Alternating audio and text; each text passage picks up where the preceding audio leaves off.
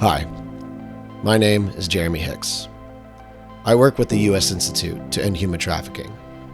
The Institute, as it's known by, is dedicated to end human trafficking in the United States. Our approach is to educate the American people and our legislators, disrupt sex trade activities, partner with other organizations in this fight, and consolidate our efforts to maximum effect. This podcast is about speaking to each of those elements. By having meaningful conversations with others involved, survivors can give us true eyewitness accounts as to what's actually happening in the shadows. And we can discuss and promote actions that are working to decrease and stop human trafficking. Our hope with this podcast is that you are going to be learning about how you can help build a community that unites together to be against human trafficking, making it harder for the industry to exist. This fight won't be fought overnight, and it won't be ended overnight. But if we focus on ending human trafficking today, we can see a trafficking-free generation in the future. Here's today's episode.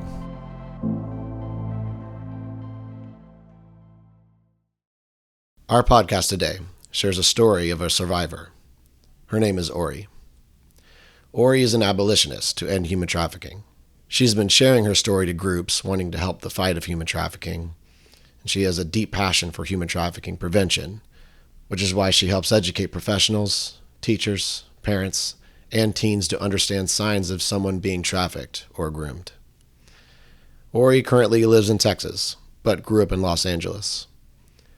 She also serves on the board of the U.S. Institute Against Human Trafficking. Oree sat down with us and shared her full story. It's lengthy, but it is important.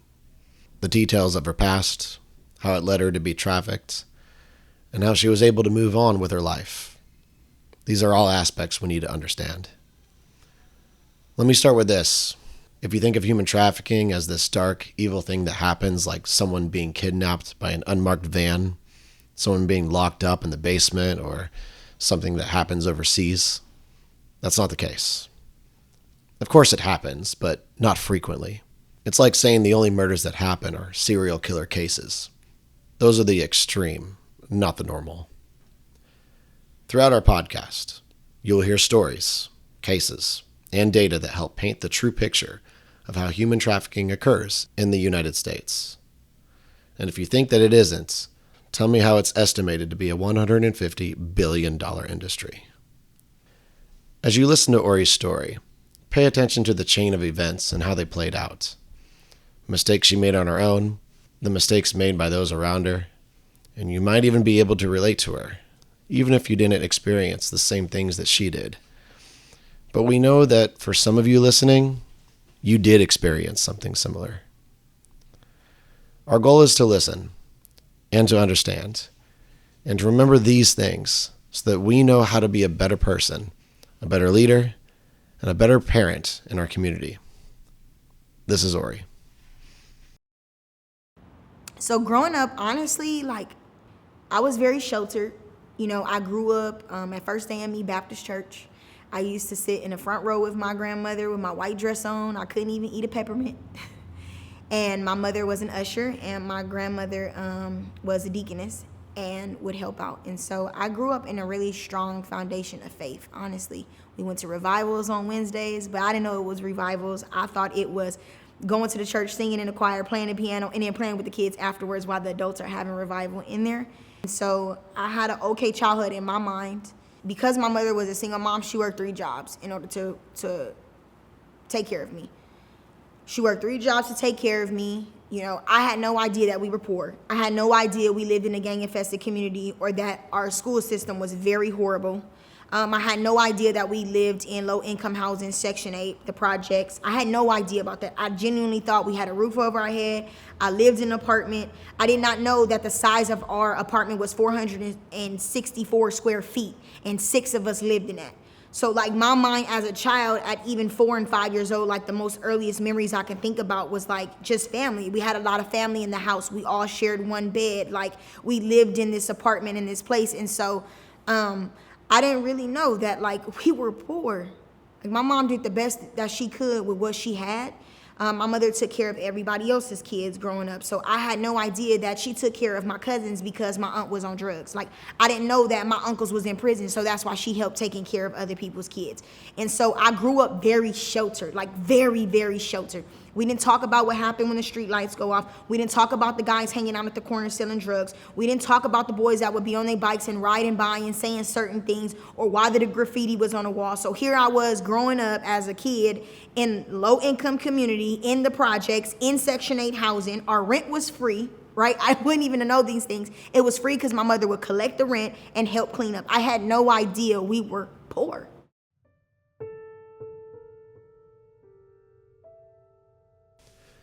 I want to pause here because I want to make sure we're not sharing a myth as a truth.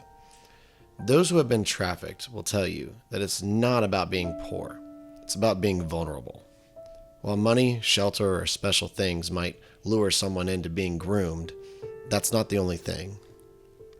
Plenty of times it's love, acceptance of others. Many have shared that they were trafficked while in the modeling industry because they were afraid that if you didn't give in, they wouldn't be able to continue in a career that they wanted. But the reason Oree shares this information is because she wants to set up the scene of why or how things happened to her throughout her life. Her mom was a single mother helping raise her brother's children. She had to depend on others in the community, even if they were not the most trustworthy. Lack of choices for parents raising children can often cause harm to those children. I don't think it was because Oree's mother was a neglectful mother. I think she was someone trying her best, but made some poor decisions. Decisions that eventually led to some dark moments for Oree when she was growing up. I didn't know this until 25 when I started processing why I was scared of the dark, or why I always sleep with the closets closed and things like that. I always thought it was just because I was scared of monsters or something. I had no idea that when I did an EMDR session, the first time I was ever sexually abused was at 5 years old. A neighbor that lived in the same apartment complex was a younger mom, and she would make me and her son go into the closet and do certain things. And so while doing EMDR, I started processing, which is a therapeutic process with light and sound and movement. And so it brought me back to the memory of where it all started. I couldn't have probably remembered that until I got a safe place in my life where I felt safe enough, quiet enough, where my life was quiet, there was no more chaos, and then that memory came up. And so my earliest memory of sexual abuse is 5.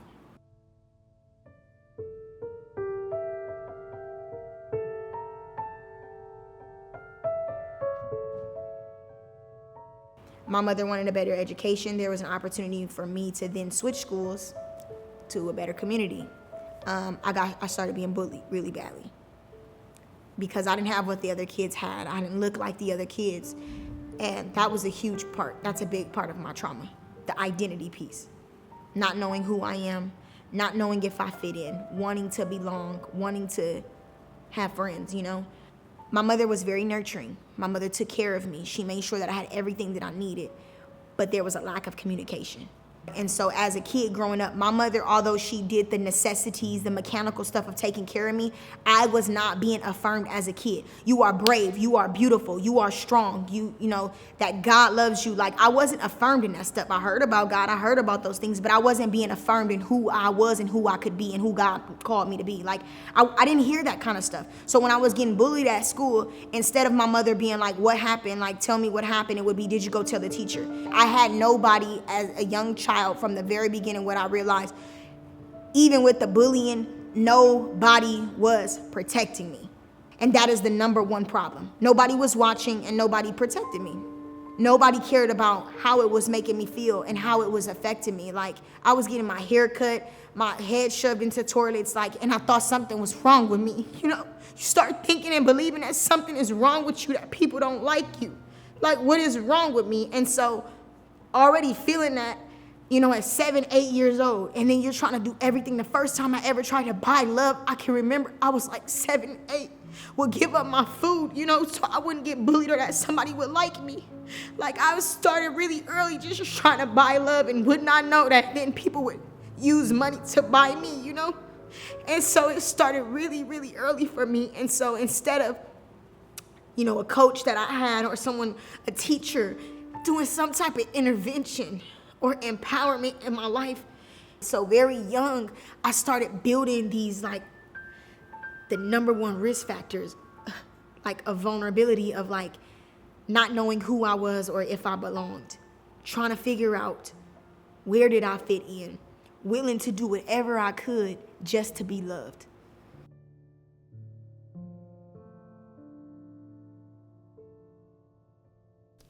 Oree ended up moving away from that school. It wasn't necessarily because of the bullying. Her mother just needed her to go back to her previous school, where Oree did feel more comfortable. She fit in better with those kids. So fast forward just a little bit. Oree is now 9 years old. When I say I was sheltered, my mother didn't talk about having boyfriends. She would say they were family friends. And she had this guy that she was dating, which she was very private about, right? But I remember us going in this gate, and so he told me to open the gate. I was playing down, like, on a stairwell. And so he was like, "Oh, I'm looking for your mom, sweetie." And I was like, "Oh, she's upstairs." And so I let him in, of course, because I've seen him before. This is a family friend. And as he hugged me, he began to, like, go inside my dress, inside, like, my panties and stuff, and rubbing on me and stuff. And somehow, subconsciously, it was already becoming normal because of what happened at 5. Like, I can remember, like, it was that flight or freeze thing, until where literally I just froze. I mean, at 8, I'm trying to process, like, what's actually happening here. Like, is this wrong? Is it okay?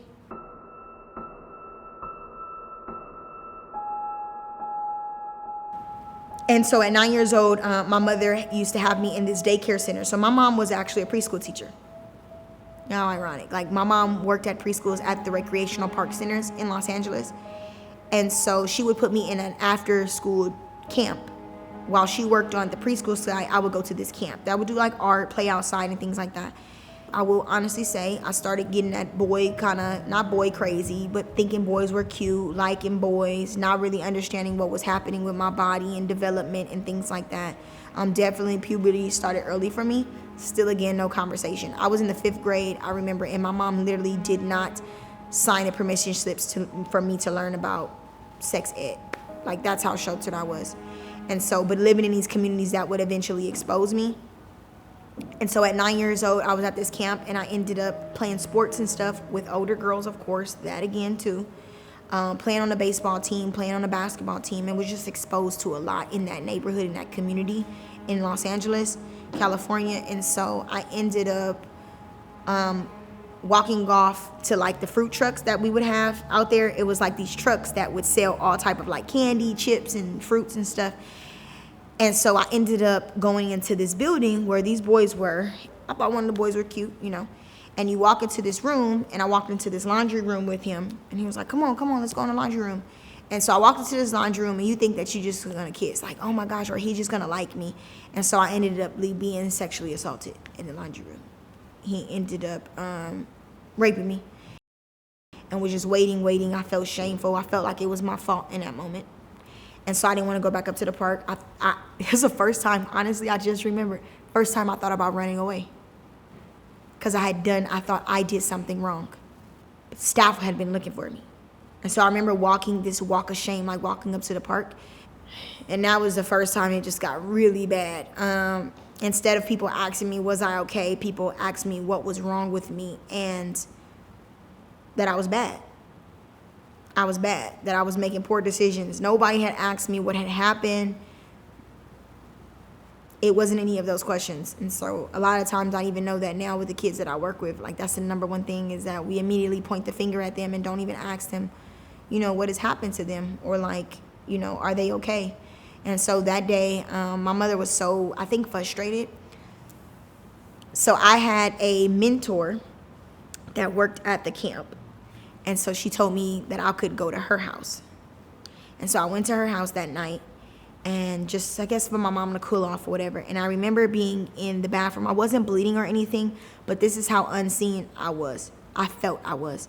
She had, like, makeup on the counter or something. I remember taking blush, and I took something like lipstick and, like, rubbed it on, like, my body just so somebody would ask me, am I okay? She asked me what had happened. I told her, because she asked me, what's wrong? What is this on you? I told her. And then she called my mom, and then my mom took me to Children's Hospital. And I remember my mom being like, if you lying about this, it's all gonna come back to you. The boy who cried wolf, all this stuff, what's done in the dark comes to light. And it was like I felt at 9 years old, nobody believed me because people thought I was boy crazy or something, you know? I was fast. I thought I was grown. All those words that a lot of times in the community and culture that I come from, we use those words really strongly. Like, oh, that little girl is just fast. Like, she just boy crazy versus like what had already started happening. And there they did a rape kit. They found semen. The boy was charged. He went to juvenile hall. The next thing I do remember is that the woman that was my camp person had a boyfriend. And so my mom would allow me to go over to her house and stay there. They were in their 20s. And I remember I was about like 10 years old. I had to be 10 or 11 at this time. And she told me to go with him to Wingstop. Like, we were going to go pick up the food and stuff. And it was the first time I gave a man oral sex. That was like 20 years old. He grabbed my hair and shoved his self in, like, made me give him oral sex. And that didn't even come up until years later when I was driving by that Wingstop. And I had a trauma reminder. Like, why am I feeling like this? What is this place? And then I remember being in the back of that parking lot. I think that just psychologically, my brain has been protecting me. So until I got to a safe place in my life where my life was stable and very constant, and my life was very quiet, where it's not a lot of chaos anymore, like after having my daughter, oh yeah, like memories start coming up. Like, now it's time for you to process this. And so when I drove past this Wingstop, I remember being like, like just couldn't understand why I was feeling this eerie feeling, this nasty, nasty feeling. And then the memory came of being in that back parking lot and us literally walking in, getting the Wingstop. Before we walked in there, this man made me, this 20-something-year-old man made this 10 or 11-year-old give him oral sex.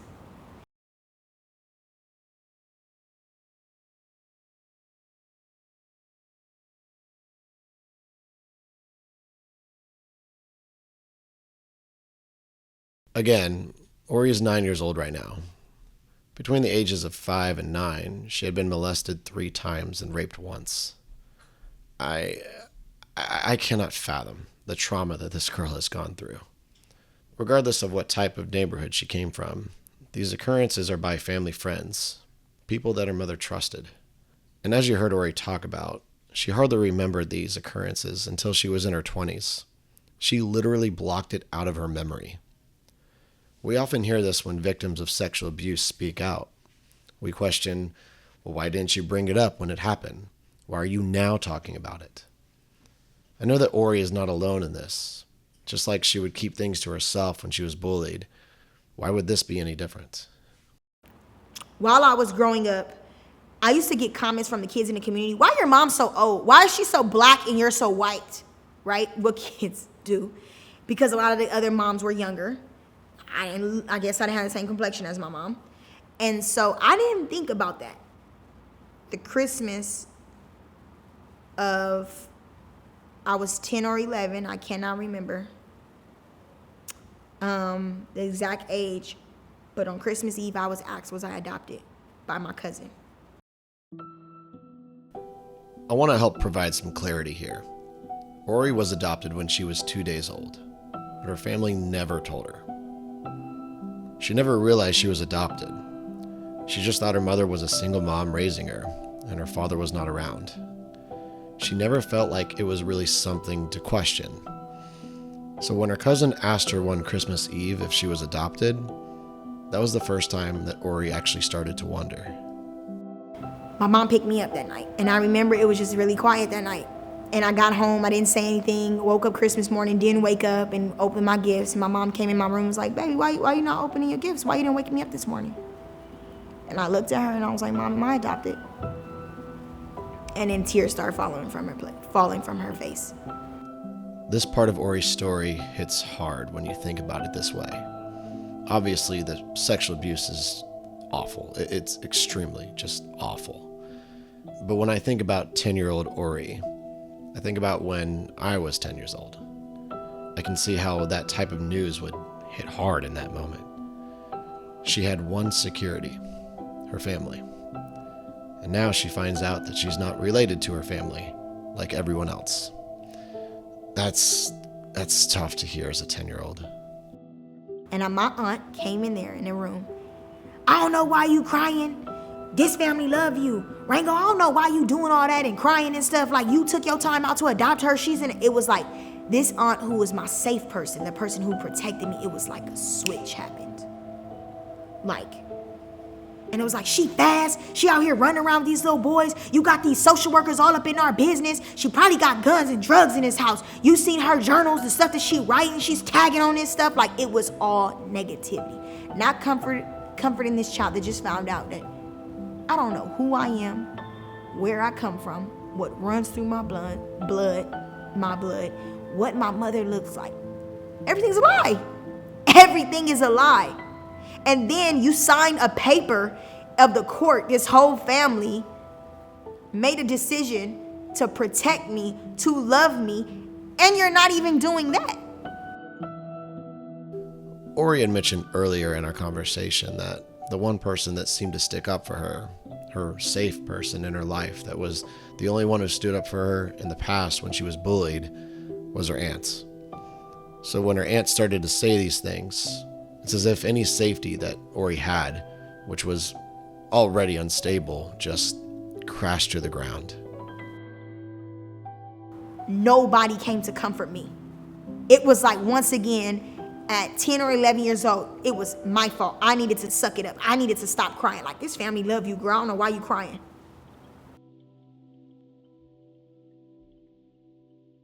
We'll be right back after this break. If you're listening to this podcast, you probably have a passion to end human trafficking. But even though you're passionate about it, you're not sure where to begin. Well, we can help you with that. The reality is that human trafficking, and specifically sex trafficking, can only thrive if there's a demand. The demand of buyers purchasing sex or watching pornography that traffickers and pimps produce. After a survey, 4 out of 5 buyers shared that they would not purchase sex if they knew that there was a much better chance of being caught or exposed. So how do we help scare buyers away? It takes education. Education around the community to understand how grooming of sex trafficking occurs, learning how men, women, boys, and girls are being purchased, and what signs to look out for to possibly stop this crime from happening. If the entire community, such as individuals, businesses, schools, and churches, were to become better educated around how sex trafficking and sex buying occurs, we could greatly hurt the industry of sex trafficking. The U.S. Institute Against Human Trafficking has a program to help you learn and be aware of how this is occurring in the community. It's called the Trafficking Free Zone. The Trafficking Free Zone is a certification that you receive by watching our free online course that educates you about modern-day trafficking and how you can help stop it. You can access this program on our website, USIAHT.org/traffickingfreezone. Encourage your business, church, school, community, or maybe just some friends and family to take this free online course and become a certified Trafficking Free Zone member today. Go to USIAHT.org/traffickingfreezone.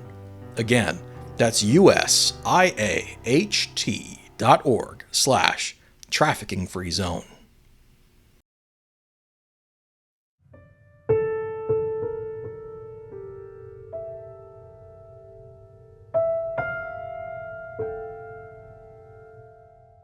Even though in that moment on Christmas Day, I told her, like, Mommy, I love you. It felt deceitful, and then my brain started really processing. I remember, like, so is that why you kept telling me the guys' names were different with my dad? So it's the lying. It's the lying. The same very things you're teaching me not to do, you were doing it. Yeah, you thought you was protecting me, but I'm 11 years old trying to figure out, I'm creating family trees and I can't even create a real family tree because it's the lies. I get it. You wanted to protect me, but that's why I'm big on certain things with foster parents, man. You cannot lie to these kids. Like, you have to tell them the truth, you know? You can't be afraid for you. You were afraid as my mother. You thought I wouldn't love you no more. You thought, like, the very things you probably was afraid of was the very things that already was going to happen. And so after I found out I was adopted, it was like I started really testing the waters. My mom be like, baby, don't go around the corner. Don't go up the street. Psh, I was going up the street. I was going around the corner. I was doing... Don't come in the house before the street lights go off. Oh, I was coming home 30 minutes later. Like, I'm at my friend's house. Like, I'm gonna be right there. I'm just in the building. Like, it was like just the testing. And so, you know, even my report cards, my grades were always fine, or he's talking too much in class. You know, she's doing this. She's being defiant in these ways. And so it was the behaviors that nobody was catching. I got to middle school. You know, and now I'm like, I'm not gonna lie, like how I used to be that kid that got bullied.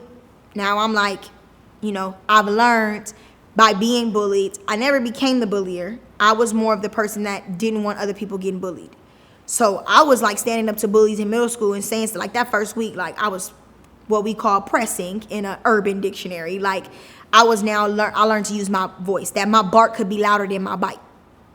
And so I would use my voice to be loud and to, like, be more extra in order to scare people off, or, you know, act a certain way, act like this tough girl so people wouldn't try to pick on me, or that people that felt unsafe could gravitate toward me. And that's what happened. And so even as I was 11, I was still going up to my mother's job and stuff, and I was playing sports more too. So I thought I was a gang member. Honestly, I remember writing on my backpack like this gang stuff. I wasn't even from nowhere, like, but thinking I'm hard because I know all these gang members. But guess what? My mom got to work from 6 a.m. to now 6 p.m. So while she's at the work, I'm hanging out with the girls, even though she thinking it's just girls from my team. They're all gang members, like, you know. So it was happening really fast.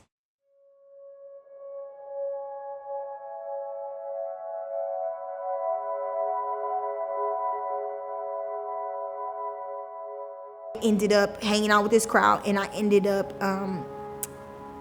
assaulting a girl with a skateboard. We were leaving school. I ended up causing commotion. Well, our group caused commotion, and I ended up getting in a fight with this girl. And I just remember, like, I became the bullier that day. And I assaulted this girl with a skateboard. And I thought I was cool, right? Like, I thought I was cool. I just got in this fight, and everybody like, ooh, Oree, ooh, right? I get up to my mom's job, hanging out with the kids, tell them what I did.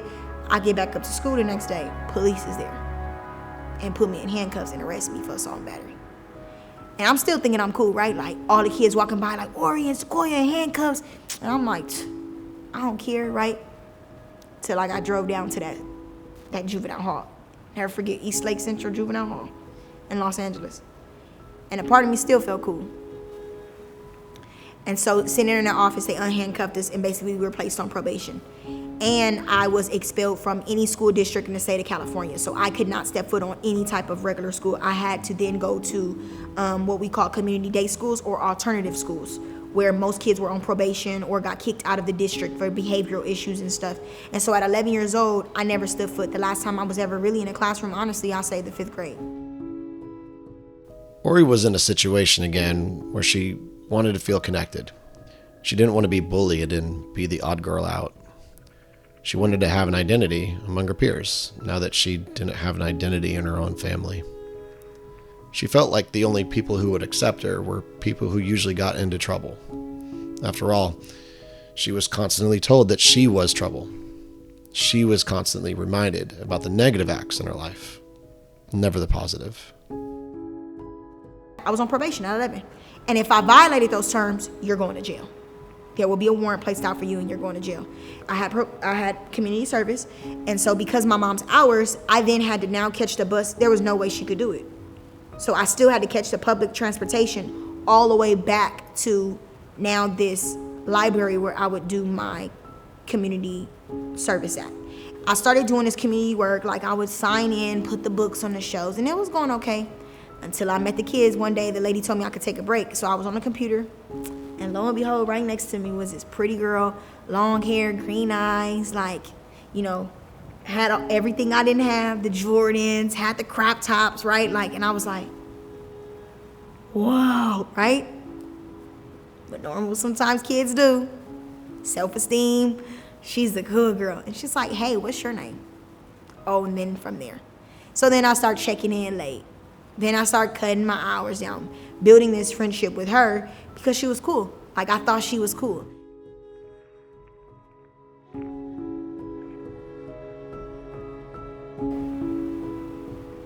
My mom was talking on the phone, and this guy that had molested me, came to the house. And even though she didn't let him in or anything like that, the guy that had first molested me when I was a kid was like, why is he here? And I was, like I said, I was already in that pre-teen stage, like, where I was like, F this. Like, if nobody gonna keep me safe, I'm gonna keep myself safe. And so my mother answered the door. She didn't let him in. And I remember I literally that night, I got mad, packed up my bag and was like, I'm out of here. Like, and this was the first time I physically, fully ran away.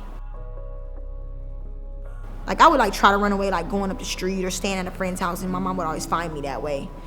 But this was the first time I packed my bag. I called my friend, and she was like, yeah, come to my house. The girl I met at the library. I walked probably about 15 blocks. Now it's a short ride in a car, but I literally probably took me an hour to get to her house. And just when I think about that kid, how fearless I was at 11, just not scared of nothing, walking in the middle of the night on a track too.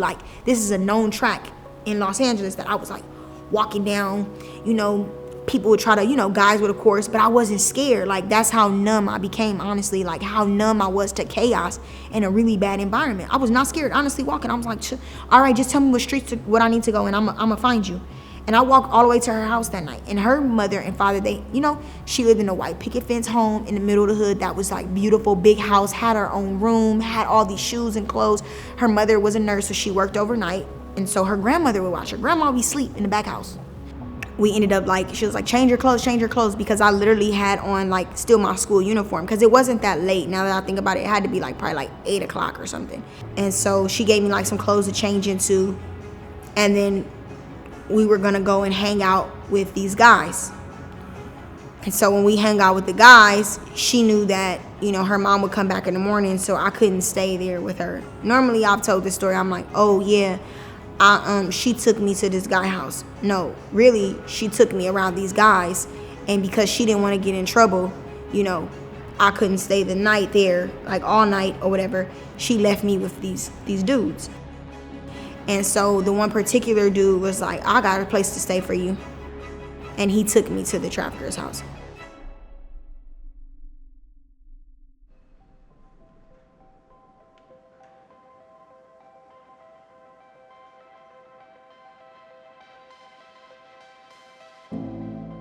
We'll hear more from Oree's story next week. Make sure to subscribe to our podcast so that you can be properly educated about the truth of modern sex trafficking, how we can fight as a society to prevent it, and how we can provide proper care to those involved in exploitation. This is Jeremy Hicks with the U.S. Institute Against Human Trafficking. Thanks for listening to A Trafficking Free America.